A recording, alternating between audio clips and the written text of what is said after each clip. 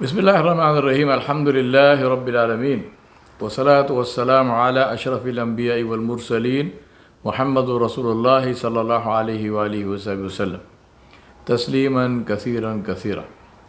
I begin in the name of Allah subhanahu wa ta'ala, the glorious and the magnificent, the most merciful, the most beneficent, and by sending my salutations and blessings on his Prophet Muhammad sallallahu alaihi wasallam, may peace and blessings be upon him. My friends, my brothers, sisters, what is the meaning of growing up? I'm addressing here the youth, but growing up has nothing to do with age. Let me start by saying that.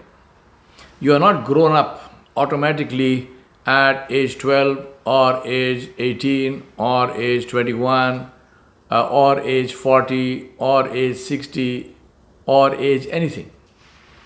Growing up means to move psychologically from being a herd animal to being a shepherd. Growing up is here. Growing up is here. Growing up is not the physical development of the body, because there are far too many 4-year-olds in 40-year-old bodies today, and that is one of the big reasons why we have some of the major societal problems that we are faced with in our society. So what I'm going to talk to you about is how can you grow up emotionally? How can you grow up spiritually? We have no control over growing up physically. If the number of years passes, we are going to grow up. But we do have control over growing up emotionally, growing up spiritually, growing up intellectually. This is in our control. We can grow as much as we want, or we can choose to remain stuck and frozen at any particular age. The choice is ours. The choice is yours. So I would say, number one, first of all, make that conscious choice.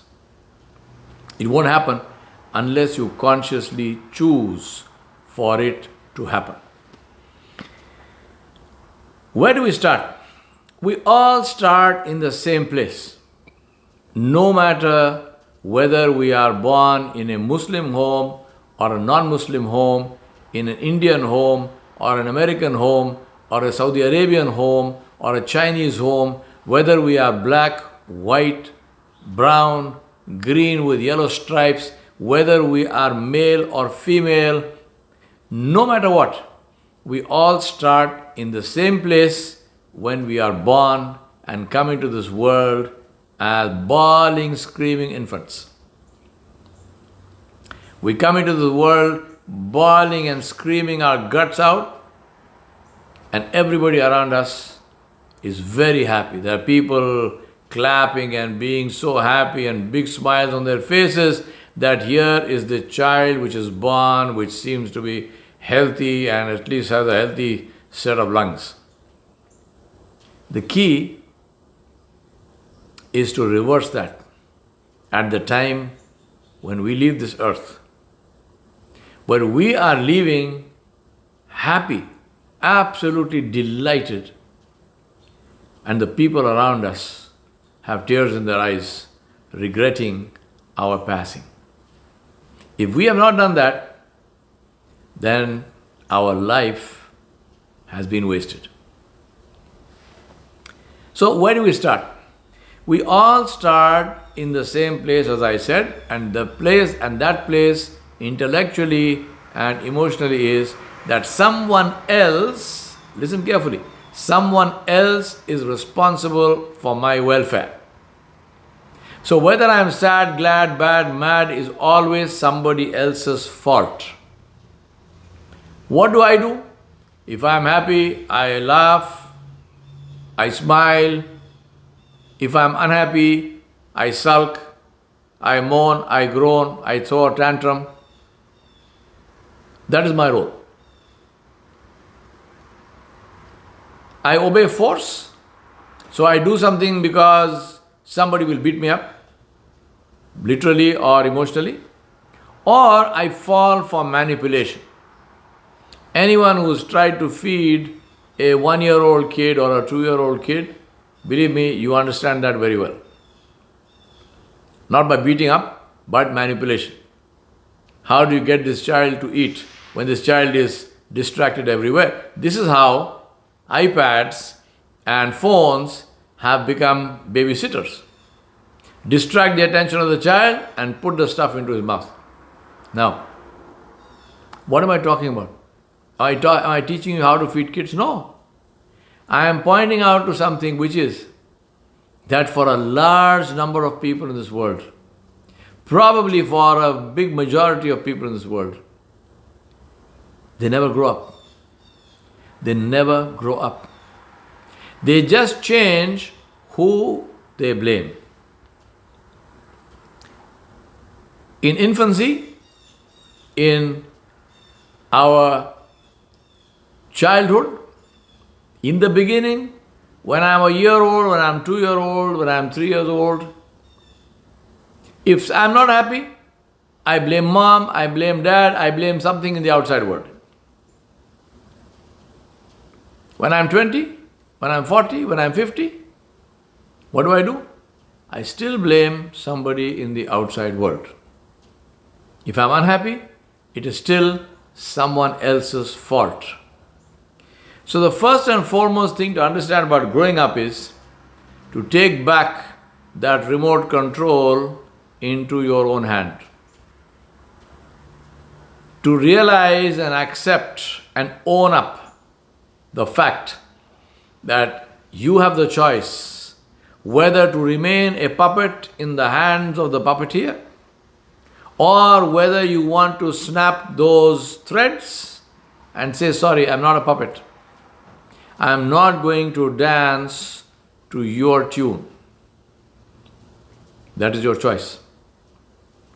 Believe me, everybody in the world wants to be free. When you go out of here, meet the first person and say, do you want to be free or do you want to be a slave? What do you think they will say? I want to be free. Then how come we are not free? You think you are free, but you are not free. You have enslaved yourself psychologically, intellectually, emotionally to someone or something else in society. And that is the single most important and powerful sign of that is, who do you blame? If your conversation has words where you are ascribing the reasons for your personal happiness or unhappiness to somebody else, whoever that person is, maybe it's your spouse, maybe it's your children, maybe it's your parents, maybe it's the government of the day, maybe it is some other foreign government, not from your country, some other country. Maybe it's God. There are many people, when they can't find anyone to blame, they blame God. They blame Allah subhanahu wa ta'ala or they blame whichever God they worship.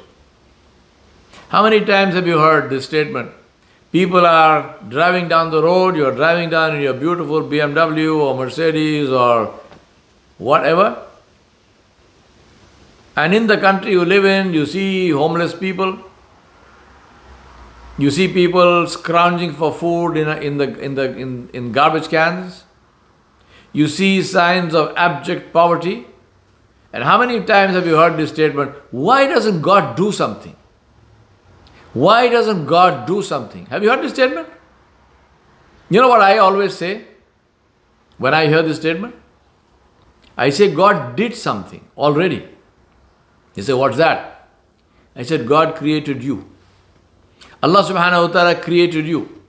And He gave you more than you need. The question is, what do you choose to do with what He gave you?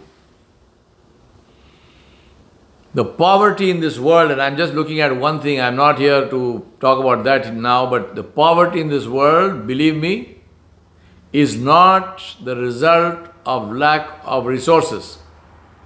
People are not hungry because there is no food. People are hungry because there is a problem with distribution. People is hungry because there is predatory capitalism at work, where the resources of this world are cornered by a handful of people, and that's quite literally true. This world we are living in is a place where not one single human being needs to be without shelter, where not one single human being needs to be without food, where not one single human being needs to be without basic medical care, basic fundamental education, clean drinking water. I'm not talking rocket science here. I'm not talking about sending rockets to the moon and Mars. I'm talking about putting food in people's bellies. Without producing one single grain of rice more than what we produce now, we can feed everybody. Why don't we? Ask the question. Ask the question to global economists. Ask why surplus food is thrown into the ocean instead, or incinerated instead of being shifted and transported to countries where people are starving. As I told you, different topic, but understand that. Understand it that freedom comes with a price tag. And what is that price tag? It is responsibility. Who is free? The person who owns responsibility, who accepts responsibility, who takes responsibility. Someone who is blaming somebody else is in effect saying, I am a puppet, the puppeteer controls me. What can I do? People want freedom, but they are afraid of owning responsibility. They are afraid of being held accountable. They are afraid of paying the price of failure. And so their escape route is to blame others. Believe me, that doesn't change reality. And the reality is that if you want to be free, then you have to get over these fears. You have to say, I am responsible, I will do my best, I am ready to be held accountable, and I will work with sincerity. These are the 4 threads of the puppeteer. Cut them. What is emotional maturity? I told you I'm talking about growing up, and I said it's not your physical body I'm talking about. I'm talking about emotional maturity, spiritual maturity, intellectual maturity. What is that? Emotional maturity, in effect, is one thing, which is the pursuit of excellence. The pursuit of excellence, that is the true indicator of emotional maturity. Why do I say that? Because only somebody who owns responsibility, who accepts responsibility for his or her life, will be focused on doing their absolute best. That is the meaning of focusing on excellence. For that, you have to stop blaming others. Whatever is happening in the world, I'm not saying you are responsible for that. I'm saying whatever is happening in the world, anywhere that it touches you, you and I have the option to say, this is happening, what can I do about it? That is the indicator of really growing up, of emotional maturity. What can I do about it? We'll talk a little bit more about that in a bit. Now, what is excellence? I told you that the sign of emotional maturity, the surest sign that a person is grown up is the fact that they take responsibility and they try to excel. What is excellence? Excellence is the result of caring more than others think is wise, of risking more than others think is safe, of dreaming more than others think is practical, of expecting from yourself more than others think is possible. But that's possible only if we transcend our fears. We talk about 3 big examples of youth in our history, in the Islamic history. One is the great Sahabi, the great companion of Rasulullah Sallallahu Alaihi Wasallam, Sayyidina Musab bin Umair radiallahu anhu. Mus'ab ibn Umair radiallahu anhu, who Rasulullah Sallallahu Alaihi Wasallam sent as his representative, as his ambassador to Medina before he migrated himself. And Musab ibn Umair radiallahu anhu at that time was perhaps 16 or 17 years old. He wasn't even 18. One of our magic numbers. Yet, he went to Medina alone. He lived there. He became influential enough to present Islam to the great chiefs of the big tribes of Medina, the Aus and Khazraj, and their sub-tribes. And they all came to Islam thanks to the influence of this 17-year-old teenager. Another great example we speak about is Tariq bin Ziyad. Tariq bin Ziyad was perhaps 20 or 21 when he took a group of, he took an army, sailed across the Strait of Gibraltar, which is incidentally named after him, Jabal al-Tariq, anglicized to Gibraltar. He sailed across that strait from North Africa into Europe, and he conquered Spain. 21-year-old, 20-year-old.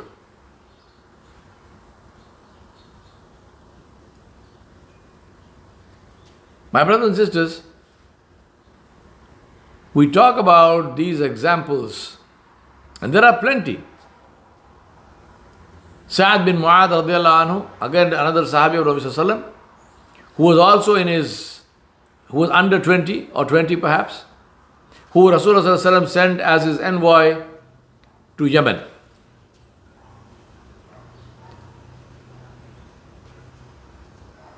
My question to you is that when we read about these great personalities, one commonality between all of them is that they were youth, they were young people. They were either teenagers or they had just come out of their teens. What was it among them? What was it about them? That today we have teenagers who do what they do. I don't want to bad talk teenagers. You know what you are doing. You know what your friends are doing. You know what is your focus.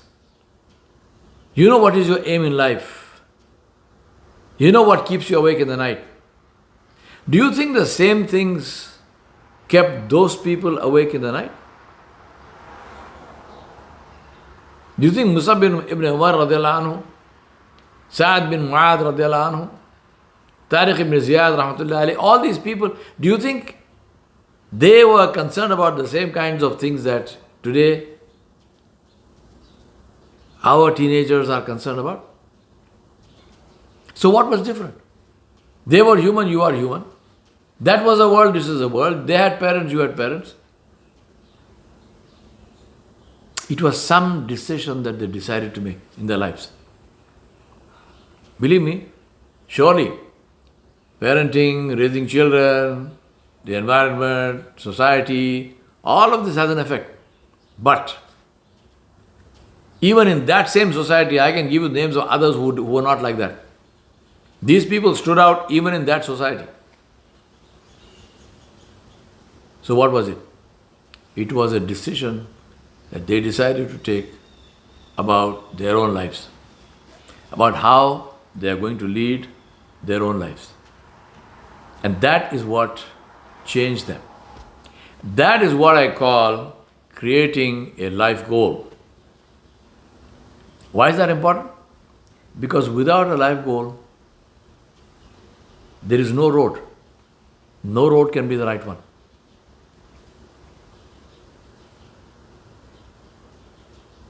If you ask me, I am going on this road, I-95, going north, is this the right road? If you ask me this question, or if somebody else asks you this question, I am on I-95 going north, is this the right road? What will you ask them? You will say, right road to where? Right road to where? If I don't give you that answer, right road to where, meaning if I cannot name the destination, you can't answer the question. Is it the right road? I don't know. I don't know.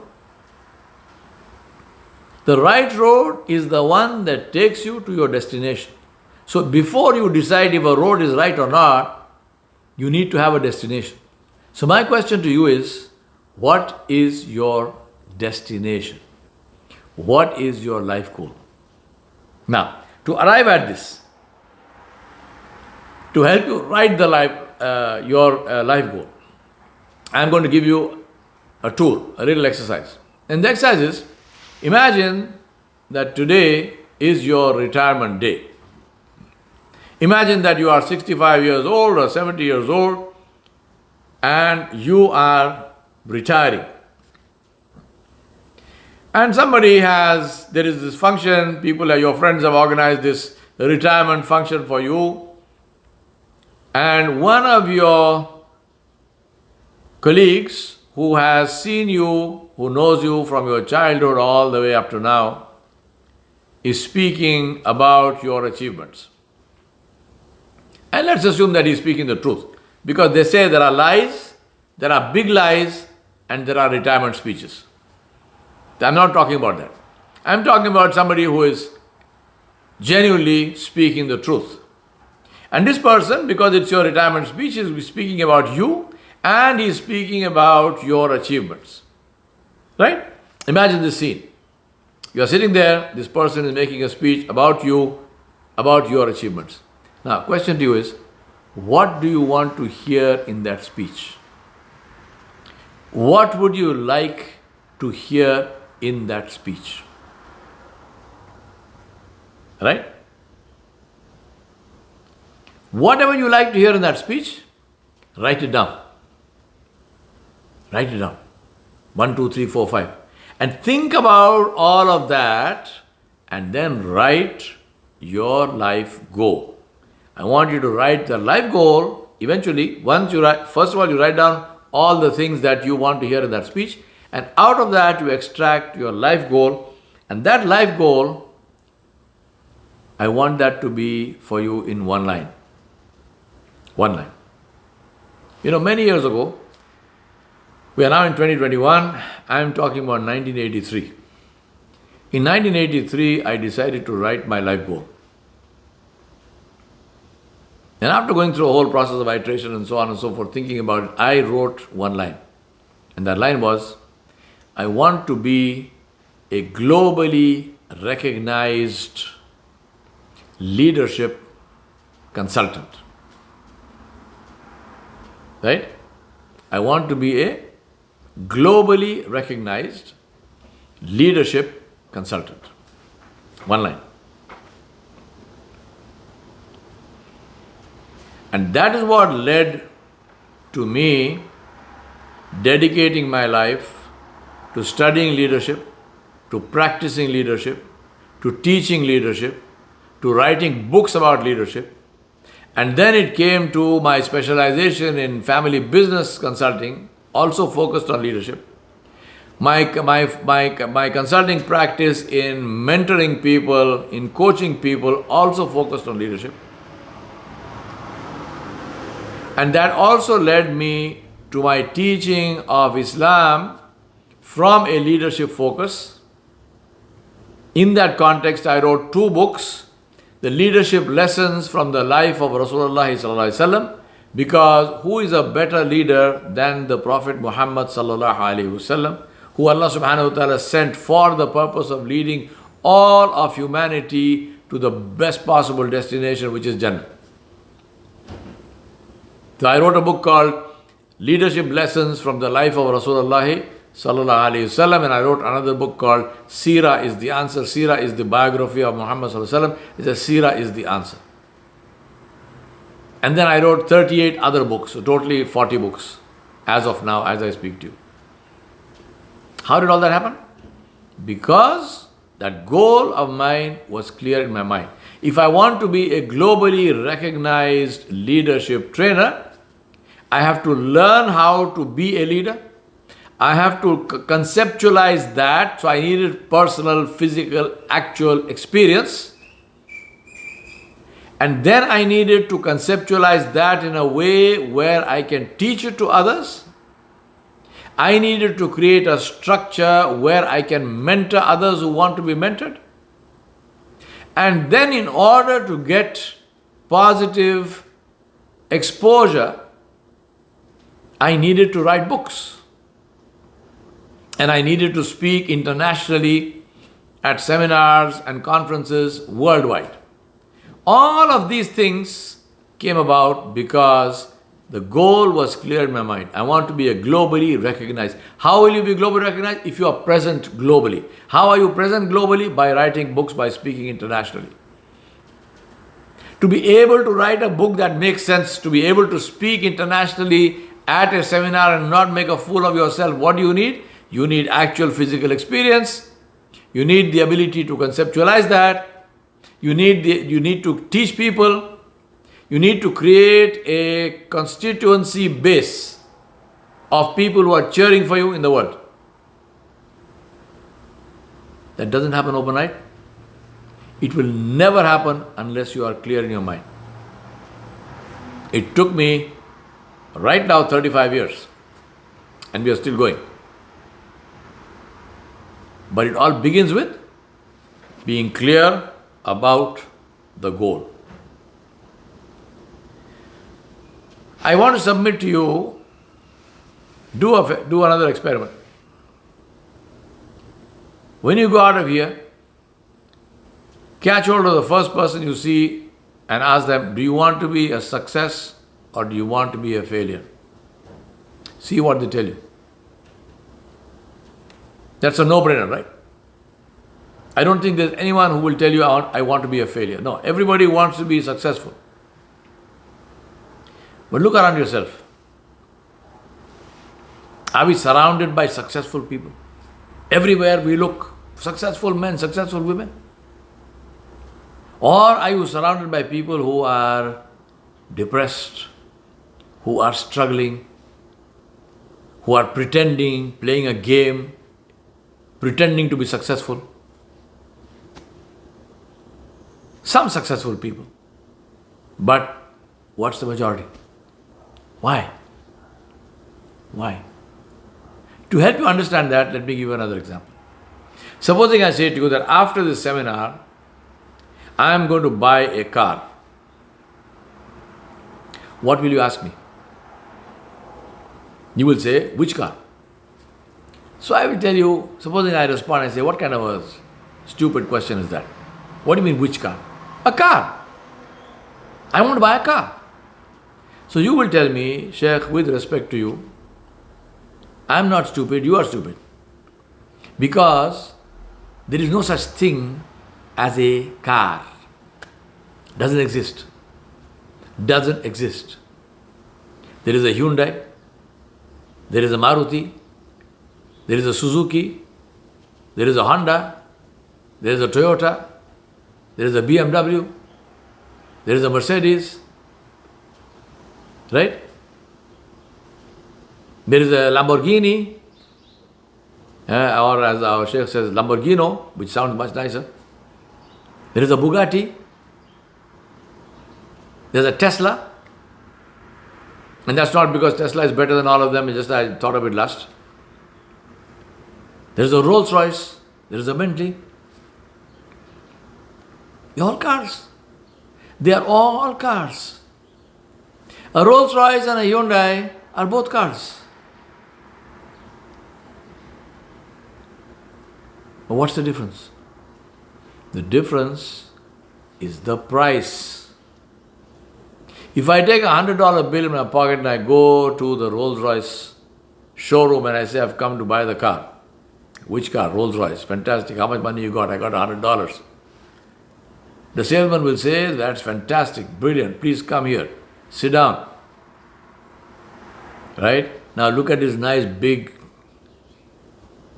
widescreen television in front of you here. And on this television is an interactive model of a Rolls Royce. And he will say to me, here's the mouse pad, move the mouse around, the doors will open, the engine bonnet will open, the back will open, right? You can go under the car, you can look at it from the top, drone view, you can go all around the car, you can turn the lights on, they will blink. You open the door, there is a umbrella that comes out, there are actually two umbrellas.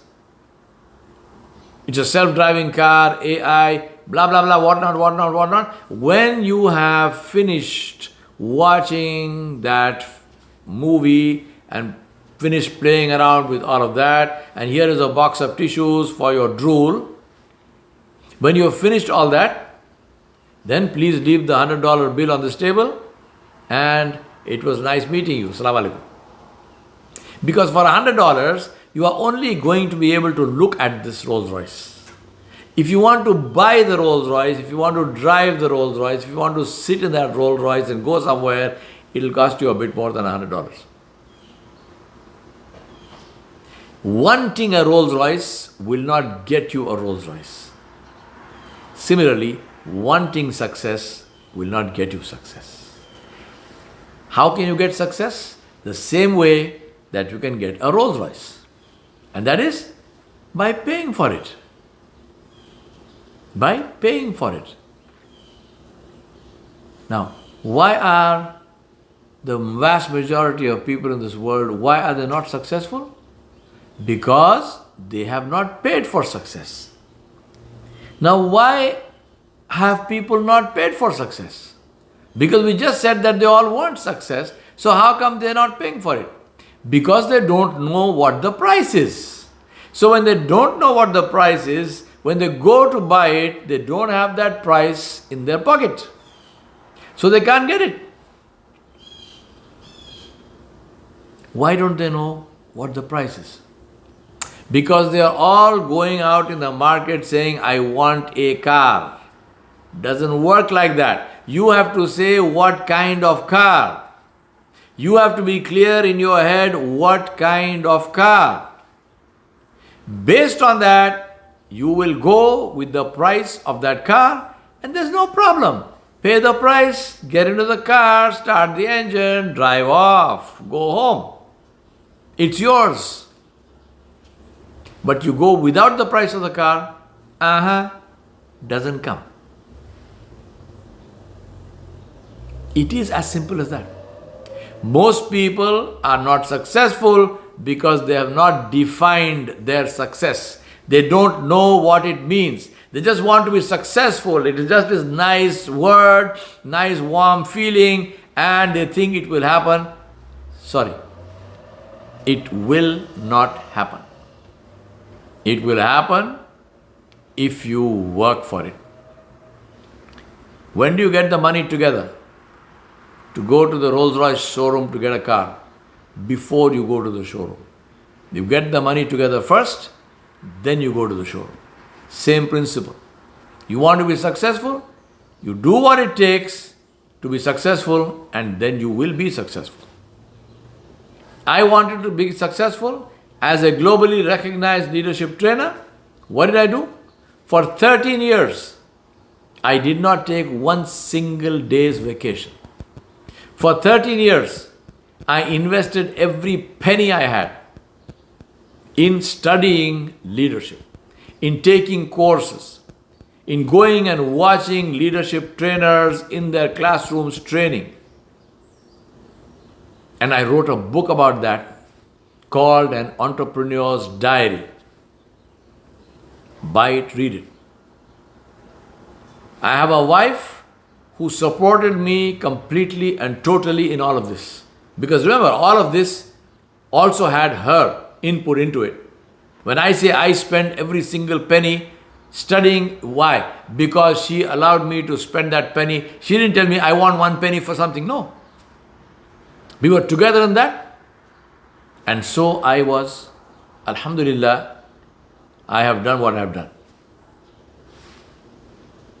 If you are clear in your mind about your definition, then all of that, to me, working 13 years without a single day's vacation, spending every penny that I had in trying to study, in trying to get the resources, in trying to pay for courses and so on and so forth. For me, this is not a struggle. I enjoy doing that. I love doing that. I would do it all over again if I had to. I wanted to get an executive MBA 1 month after I got married. 1 single month after I got married, I went off to do my MBA and I didn't see my wife until the end of the course. Didn't even see her. Because she went to live in UK with her parents. And these were the days where I had no money. I could not afford even a trunk call. And that was the only way of speaking to her because there was no other way. This was way before Skype and this was 1985. So it was way before Skype and WhatsApp and whatnot. No free calls, no nothing. Entire duration of the course. 1 month after I got married, I didn't see her again until at the end of the course. Why did that happen? Because I was clear in my mind what I wanted to do. Without that clarity, it won't happen. It will not happen. That's why write your life goal first. That's where it begins. I say to you, my brothers and sisters, that guidance depends on effort. Success depends on effort. Allah subhanahu wa ta'ala said very clearly, to every person equal to his effort. وَأَن لَيْسَ لِلْإِنسَانِ إِلَّا مَا سَعَى. In Surah Al-Najm, Allah said, and that mankind can have nothing but what they do, good or bad. The reward is proportionate to the effort. You don't make the effort, you will not get the reward.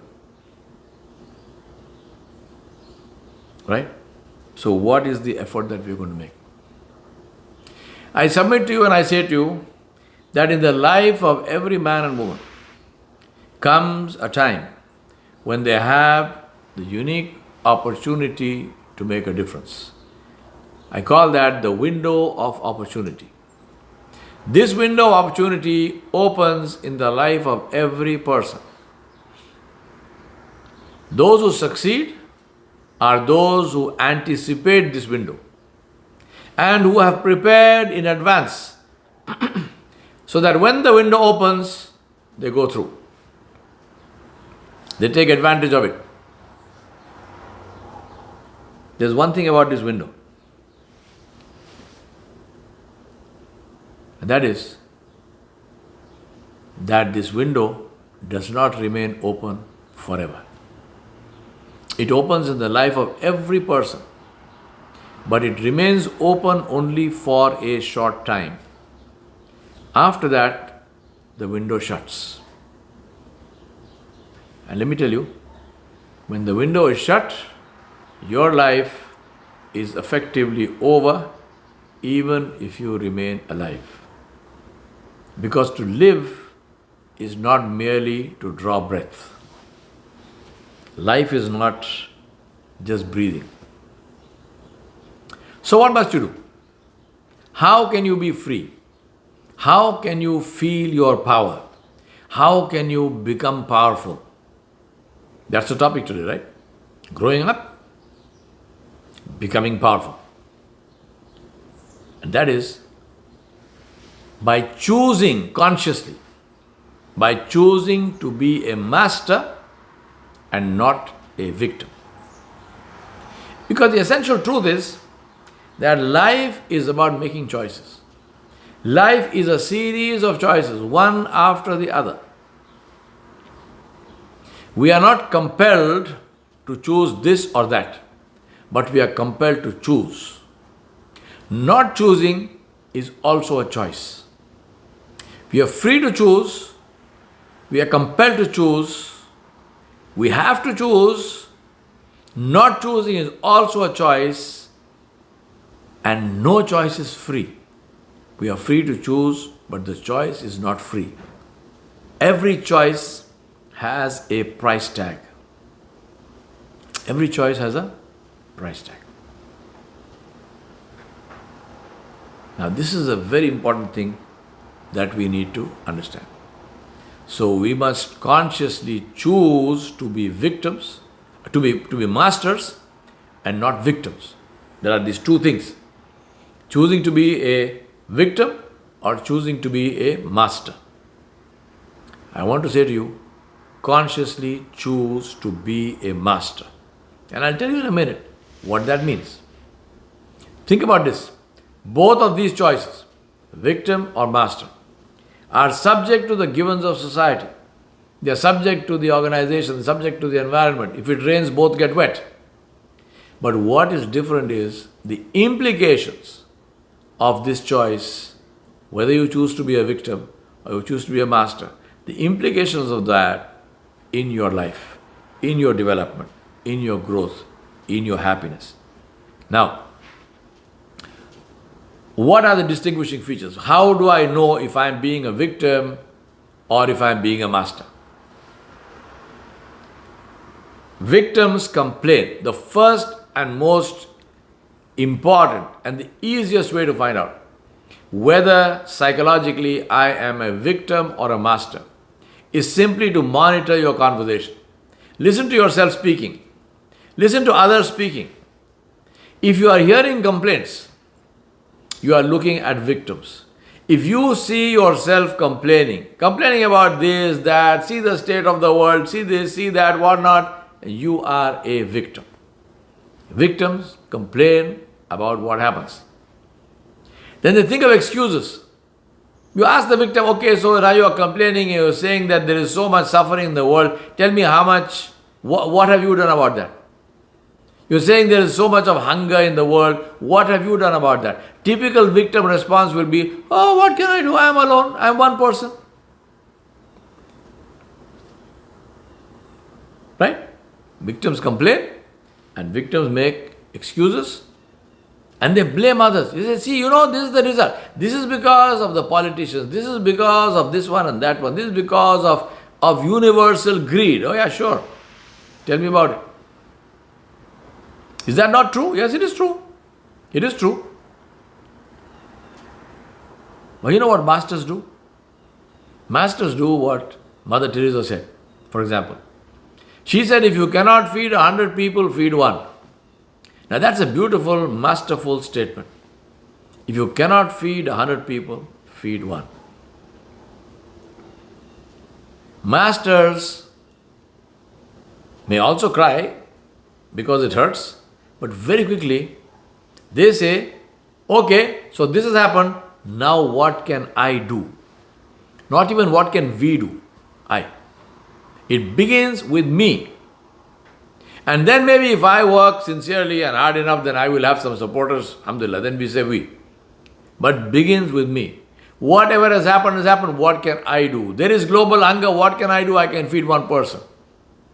There is global warming happening. What can I do? I can switch off lights. I can use less air conditioning. I can drive less. I can walk more. I can use public transport instead of personal transport. They think of solutions. What can I do? Immediately now the focus is, what is the solution? Right? They try new ways, their own responsibility. What is the best way to find out if you are a victim or a monitor? Monitor conversation. Your conversation. Now why is that important? Why is it important to be a master? For one very simple reason. And that reason is, you can only change what you own. Right? You can only change what you own. If you don't own it, you can't change it. As simple as that. If you own the house that you live in and you want a door through this wall, what do you need to do? Go make the door. It's your house. If I want to make an exit or entrance from here, my choice. But if I am renting the house, right? Or if I'm looking at a house across the street and I say, you know what, there should be a door in that place. Well, you can talk about it, but you can't do anything about it. If somebody says, well, you think there should be a door there? Yeah. What can you do? What can I do? It's not my house. The benefit of owning responsibility is that you are given the power to change. So those who want to become powerful, you know where it begins? It begins with owning responsibility for yourself. Stop blaming others. Stop pointing fingers. Even if you are right, you are wrong. I say to people that life is math. Life is an equation. There are two sides to the equation. One you control, the other one is a given. Right? One you control, the other one is a given, and the outcome is a result of the interaction between these two. So for example, 2 multiplied by 2 is 4. So supposing I say now, out of these two, the first 2 is my choice. The second 2 has been given to me. So 2 multiplied by 2 equals 4. But I say, you know what, this is not good enough for me. I want 8. 4 is not good enough. I want 8. I want 10. I want 20. What must I do? Because remember, that 2 which is given to you, that's not going to change. That is not in your control. So that 2 will always be 2. But now I want to have 20. What do I need to do? I need to up my game, my 2 to 10. Then the result is 20. That result is mine, I can take it home. This 2 won't change. So if I, instead of focusing on what can I do, if I focus on this 2, I wish this 2 could be made 10. It's not going to happen. It is not going to happen. Because that is not in my control. What is in my control is this 2. My 2.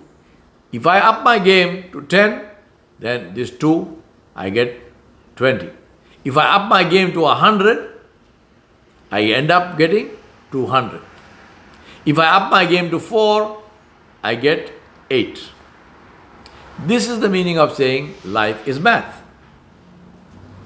Right? Now, that's why development is a product of thought, not time. You won't develop just because you have lived that long. As I told you, there are far too many 4-year-olds in 40-year-old bodies. We want 40-year-old body and soul and mind and heart. Take this to life. Because life is math. Apply this in life. I want to become influential. Right? I want to become influential. But the people out there, they are neutral. Maybe some are even hostile. How do I become influential?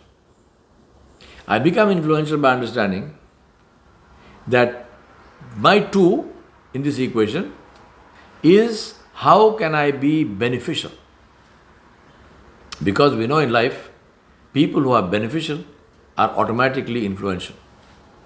So here is a bunch of people. Now, this is not in my control, this is given to me. How can I be beneficial to them? And if I am beneficial enough to them, then I become influential. When I start benefiting them, are they listening to me? Not necessarily. But once they start tasting the benefit, then they are willing to listen to me. Become beneficial. This is the principle behind all Christian evangelical work across the world. Become beneficial. Open schools, open hospitals. They have targeted on two very critical areas of human development. Open schools. People need education. Get their children into our schools so you can educate them. Those children are benefiting and also you are influencing them with your ideology. Hospitals. People are at their most vulnerable when they are sick, when they are in pain, when they are suffering. Bring them in, give them good treatment, cure them, let them go home. They will love you for it. You become influential automatically. Feeding the poor. This is something that people have done. The Sikh people, for example, right? In the Gurdwara, the langar is open to anybody. Come and eat. Anything that is beneficial is influential. Right? How can I become more beneficial? That is the question. And that is why the more beneficial I become, the more influential is the result. And so, I want to come to the end of this, which is, we looked at creating a life goal, because without a goal, you don't know what the path is. Number two, becoming powerful by owning accountability and responsibility for yourself. Number three, defining the price, this life goal, what does it cost me? And being prepared to pay the price or invest in myself, because that's what the price is, investing in yourself. And the fourth one is become beneficial, because that is what will make you influential. Now, if you want to do these things, I want to give you this framework. And the framework is, starting now in your life, what is it that you are going to start doing? Something that I was not doing till now, but I'm going to start doing from now. Number two, what is it that I'm doing currently, which I realize now is counterproductive, it is negative, so I'm going to stop doing it. And number three, what is it that I am doing already, but I now realize that it is really beneficial, so I'm going to do that consciously and thoughtfully.